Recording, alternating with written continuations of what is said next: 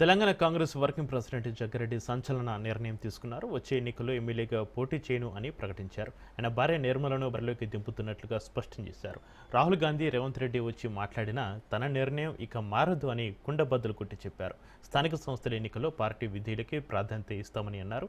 ఎట్టి పరిస్థితుల్లో ఇతర పార్టీలో గెలిచిన వారిని చేర్చుకోను అని వెల్లడించారు. తేడా అభ్యర్థి ఓడకుండా పక్కకున్నోళ్ళు వెన్నుపోటు ఓడవకుండా రాత్రి మళ్ళీ తేడాలు రాకుండా క్యాండిడేట్లని మీరు అనుకున్న క్యాండిడేట్లని గెలిపించుకోండి. మన కాంగ్రెస్ గవర్నమెంట్ ఉంది.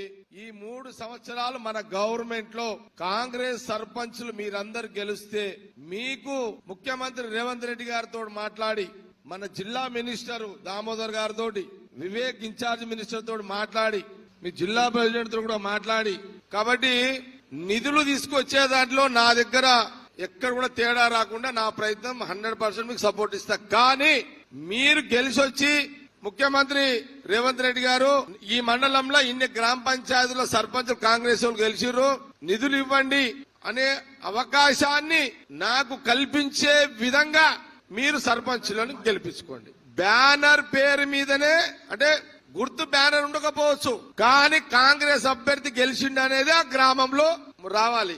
మన సర్పంచ్ గెలవకుండా ఎవరో గెలిస్తే ఆయన కండువా కప్పి అయితే ఎవరు తీసుకురావుతున్నా నా దగ్గరికి. మీరు ఆల్రెడీ క్యాండిడేట్లను డిసైడ్ చేసుకొని వచ్చేసారు.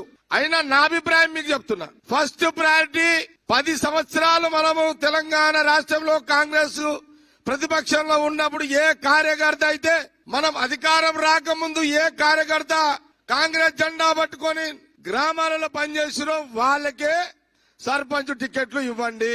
ఇది క్లియర్